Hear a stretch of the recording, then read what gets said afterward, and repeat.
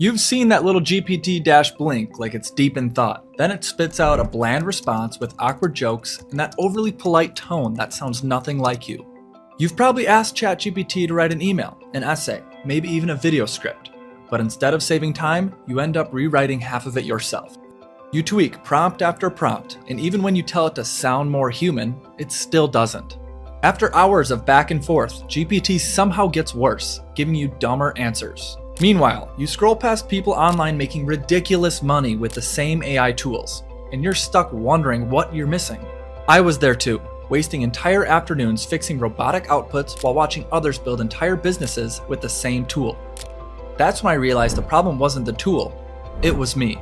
So in this video, I'm saving you Google's 9-hour prompting course and every bloated ultimate guide on YouTube and showing you the 5-part prompt formula I use to write YouTube scripts, ads, and creative projects that actually work.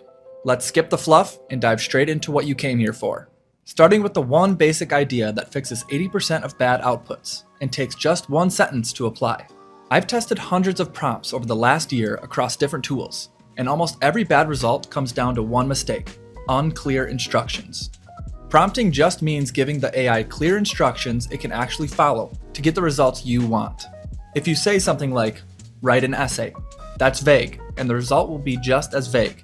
The AI doesn't have enough to work with, so it's forced to guess. So, the number one rule of good prompting is to be specific and to give a lot of context.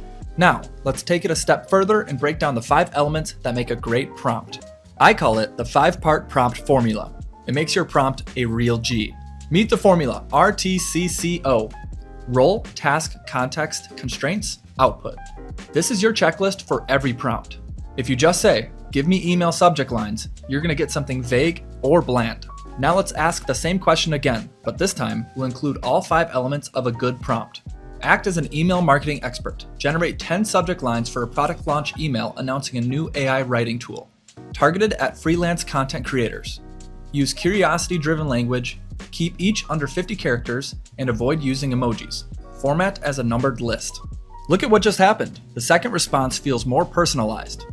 Let's look at one more example to really understand this. If you say, write an essay about climate change, you get a dry, generic essay that reads like Wikipedia. Now let's make the same request using the formula.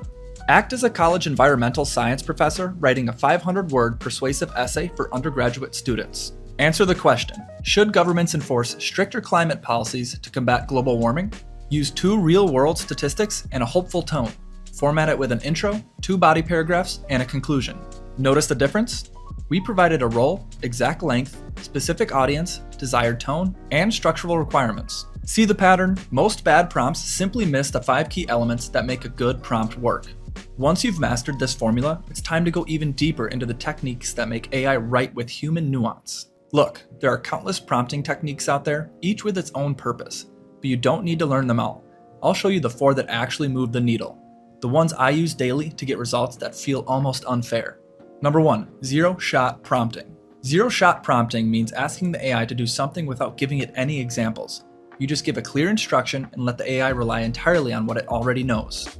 It works great for simple tasks, but when you need specific formatting or a certain style, that's when you level up to the next technique. 2, few-shot prompting. Few-shot prompting is about giving examples in your prompt. It teaches the AI your exact style. It's like showing someone a reference and saying, create something like this. But matching style is just one part of the equation. What if you want the AI to think more clearly, not just sound right? That's where the next technique comes in. Number 3, chain of thought, step-by-step reasoning. For complex tasks, don't just request the answer. Ask the AI to show its reasoning process. Breaking tasks into steps makes the AI think more methodically. This small tweak turns messy answers into clear, step-by-step logic you can trust. But what if you could make the AI look at its own output, spot the flaws, and fix them for you? Number 4, iterative refinement, feedback loop. This technique is simple but powerful.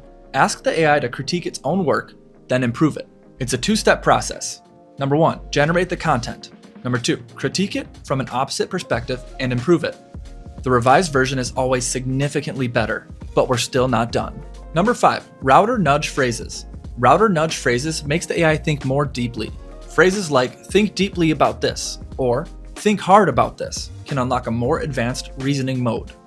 Don't overuse them, just sprinkle them in when you want deeper reasoning. Now, for one of the most time-saving techniques. Number 6, meta prompting. Meta prompting is when you ask the AI to create or improve prompts for you, turning the AI into your own prompt engineer. You can have it create a full reusable prompt template or critique and rewrite your existing prompt to make it stronger. That's how you use ChatGPT to build prompts that deliver exactly what you want. And finally, start creating work that moves you forward. Let me know which technique you liked most in the comments. And if you want to see another AI tool that's exploding right now, check out this video next. I review a tool you'll definitely want to try. As always, we're here to help you grow smarter with the right tools.